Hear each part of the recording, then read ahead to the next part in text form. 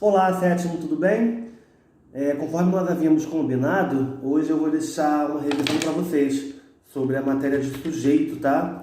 Vou deixar essa revisão lá no WhatsApp e mais tarde a gente conversa um pouquinho sobre isso aqui, tá? Então é o seguinte, segundo o nosso material, tá? Que será enviado também. Como você deve saber, sujeito é o termo essencial da oração e é definido como ser sobre o qual se faz uma declaração. No entanto, existem algumas características que fazem com que ele receba diferentes classificações, tais como sujeito simples, sujeito composto, sujeito oculto e sujeito indeterminado. Além desse, nós temos as orações sem sujeito, tá? Como nós havíamos visto, né, turma? O sujeito simples é aquele que possui apenas um núcleo. Sujeito composto, 2 núcleos ou mais. O sujeito indeterminado é aquele que tem aquelas 2 regrinhas, né? Com o verbo na terceira pessoa do plural ou o verbo na terceira pessoa do singular seguido de partícula ser. Também temos o sujeito oculto, né? Onde nós temos os pronomes, ou então o sujeito em si, né? Ele não aparece na frase. E depois nós temos as orações em sujeitos, que é uma imensidão de regras que eu vou citar para vocês em seguida, tá? Então, eu vou seguir o nosso material aqui. Sujeito simples é aquele que possui apenas um núcleo, ou seja, quando o verbo se refere a uma só palavra, ok? Nos exemplos, Pedro viajou.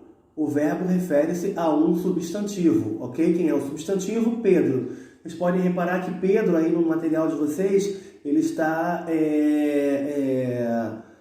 grifado, né? Pedro. Pedro é o núcleo desse sujeito, tá? Aí depois nós temos o segundo exemplo. Nós aprendemos o alfabeto.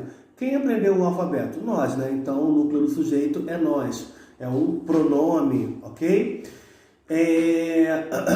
Os 3 construíram o projeto. Quem construíram o projeto? 3, né? E numeral, classe gramatical, os 3. Mas nesse caso ele está substantivado. Como assim substantivado, professor? Ele está precedido de um artigo, ok? Próxima frase. O humilde aprende mais. Quem aprende mais? O humilde. O humilde, núcleo do meu sujeito. Simples, ok? E no segundo exemplo, no último exemplo nós temos, é provável que ele viaje, tá? Nesse caso, que ele viaje, ele viaje vai ser o núcleo do verbo viajar, tá bom? Bom, segundo tipo de classificação, sujeito composto, é aquele que possui mais de um núcleo, tá? Exemplos, pai e filho viajam juntos todos os anos. Viajamos, ele e eu para Cancún. Nós temos 2 núcleos, os pronomes ele e o pronome eu. E aí vocês podem reparar que o sujeito ele aparece no meio da frase, tá? E nos materiais anteriores, nas aulas anteriores, eu expliquei para vocês, né? Que o sujeito poderia aparecer tanto no início, quanto no meio, quanto no fim. Isso independe, tá? Fica a critério de quem é do autor.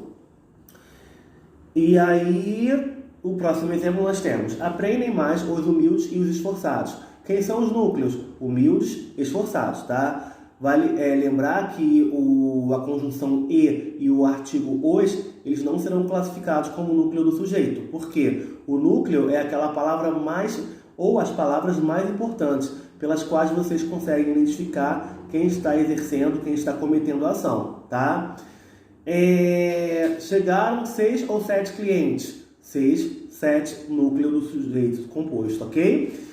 Pode ser um numeral? Pode, sem problema algum. O numeral ele pode ser núcleo do sujeito, pronome, enfim, não tem um critério para isso. Era melhor esquecer o carro novo e viajar para Cancún. Esquecer o carro novo, viajar para Cancún, ok? Era melhor. Ok, vamos lá. O sujeito oculto ou sujeito elíptico também pode ser o sujeito desinencial, tá? Pode ocorrer na questão, tudo bem? É aquele que não está explícito na oração, mas pode ser determinado pela flexão número-pessoa do verbo ou por sua presença em alguma oração antecedente. Exemplos, gosto de viajar todos os anos. Quem gosta de viajar? Eu, né? Sujeito oculto, eu. E ele está determinado pelo verbo.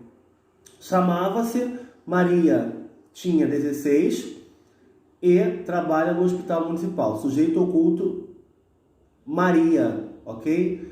Determinado pela presença do sujeito em oração antecedente.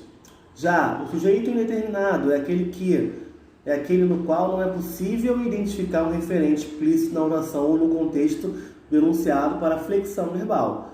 E aí nós temos as regrinhas abaixo, ok? Com o verbo transitivo direto na terceira pessoa do plural. Exemplo, anunciaram a morte do prefeito. Letra B, verbo transitivo indireto, verbo intransitivo ou verbo de ligação flexionado na terceira pessoa do singular mais pronome ser. Exemplos, não se fala na morte do prefeito no jornal local. Agora observe as orações seguintes e tente identificar os sujeitos dela. Chove muito nesta cidade, ou há muitos animais no zoológico de Brasília. Nem vou passar, tá? Agora para isso, porque assim, as classificações do sujeito indeterminado foram essas. Verbo na terceira pessoa do plural ou verbo na terceira pessoa do singular, seguido da palavra ser. Exemplo, não se fala na morte do prefeito no local. Ou anunciaram a morte do prefeito, com o verbo na terceira pessoa do plural, tá, turma?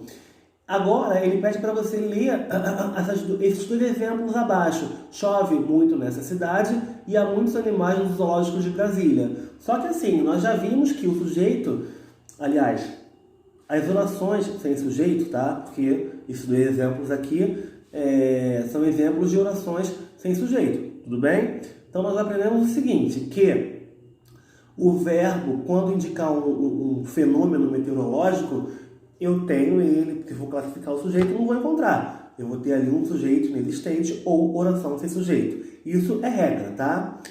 Ou o verbo haver no sentido de existir, que é o caso do segundo exemplo. Há muitos animais no zoológico de Brasília.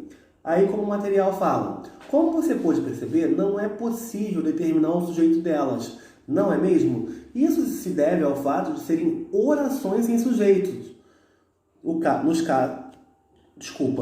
casos em que esse fenômeno gramatical ocorre são, aí nós temos os exemplos que eu já havia citado para vocês anteriormente, que eu vou confirmar agora, ok? Oração sem sujeito, com verbos ou expressões que denotam fenômenos da natureza. Exemplo, de manhã choveu muito. Esse verbo me chamou a atenção, e aí quer dizer, cuidado, tá? Porque nesse exemplo que eu estou falando a vocês, é um exemplo assim, que está no sentido real, ou seja, no sentido denotativo. Choveu, fenômeno da natureza, né? Choveu pela manhã, acabou. Beleza. Mas se eu falo assim, uma palavra com no sentido figurado com esse verbo. Exemplo, choveram confete na avenida. Ué, choveram confete na avenida é um fenômeno meteorológico? Não, né? Então, nesse caso, dos confetes, choveram confete na avenida, eu tenho o sujeito simples, tá? Porque essa frase está no sentido figurado. E nesse caso, de manhã choveu muito, está no sentido denotativo, ou seja, o sentido real do verbo. Então, nesse caso, nós temos uma oração sem sujeito. Por quê, professor? Porque os verbos que indicam fenômenos da natureza são orações sem sujeito. Segundo exemplo, com o verbo haver no sentido de existir. Há muitos animais nos zoológicos de Brasília. Pessoal, cuidado, tá? O verbo haver no sentido de existir, ele é impessoal, tá? Ou seja, ele não varia, ele não vai para o plural. Com o verbo haver, quando indica tempo decorrido, aguardo a encomenda há 2 dias. Com os verbos ser e fazer, e ir, na indicação de tempo ou relacionados a fenômenos da natureza. Exemplo, era bastante tarde, ou fazia frio naquela noite, ou vai para 1 ou 2 anos que não vejo meus pais. Então, gente, olha só, essa foi a nossa revisão, tá? Espero poder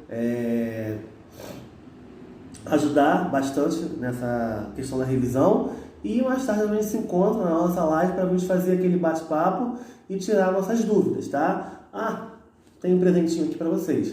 Lembrando que eu deixei uns exercícios para vocês, tá? Para que vocês possam fixar aquilo que aprenderam, ok? Então nós temos aqui algumas frases e vocês vão classificar o sujeito em simples, composto, oculto, indeterminado ou oração sem sujeito, tá bom, gente? Então, mais tarde a gente se vê, fiquem com Deus e até mais. Beijos!